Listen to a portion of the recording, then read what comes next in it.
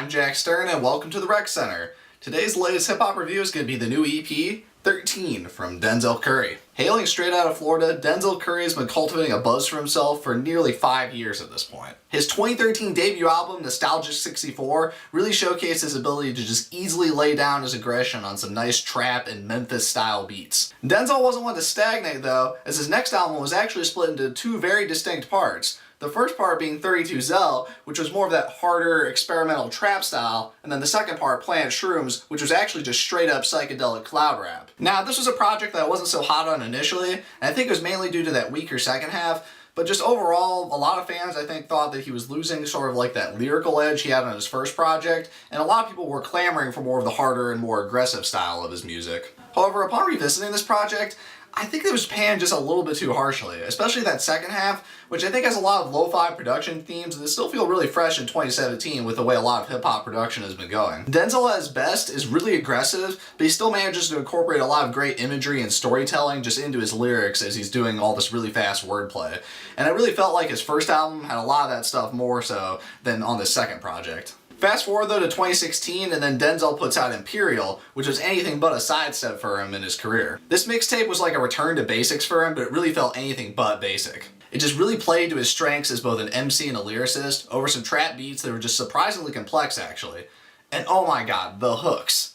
The hooks are so catchy on this project. After Imperial, I was just really excited for Denzel's next project, as it showed me that he knew exactly how to change up his sound in a way that really played to his own skills. And now that brings us to this new EP, which again shows Denzel changing up his sound in a way that's still fresh. This EP clocks in at 5 tracks and serves as sort of like a prelude to his next album, Taboo, which is going to come out later this year supposedly. And for the first track, Bloodshed actually, the beats all take on this much more cloudy and noisy tone that's not really all that dissimilar from Planet Shrooms.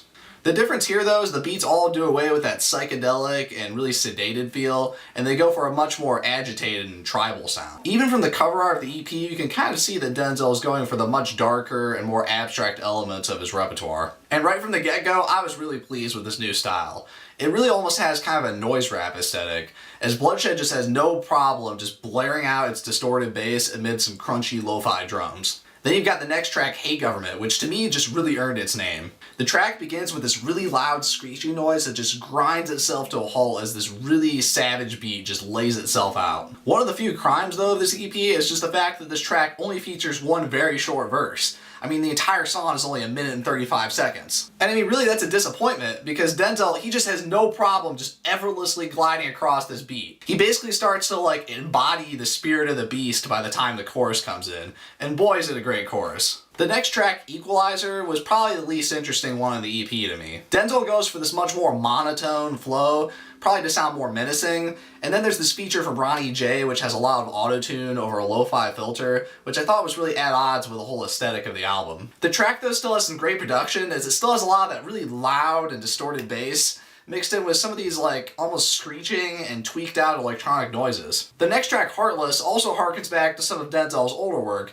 this time the very manic track, Ultimate. I always appreciate when Denzel is just going so hard in his raps to the point where he's like at this stage of like just exasperated and almost obnoxious yelling actually. His flow in this song is pretty much the opposite of Equalizer, where it was more monotone. He's basically just going up and down his vocal register just constantly throughout the bars. While I don't think these tracks have the same sense of like almost conscious storytelling that some of his older material had, I think they still do a good job of playing up Denzel's sense of really speedy wordplay and his aggression, obviously. The best track though on all fronts is of course the last track, Zeltron 6 Billion. Even though the beat on this track is more straightforward compared to the other ones, I still really enjoyed it and I like the woodwind they incorporated into it. And the hook on this song is just extremely catchy. It's really fun hearing Denzel embellish the words Zillion and Billion and Sicilian.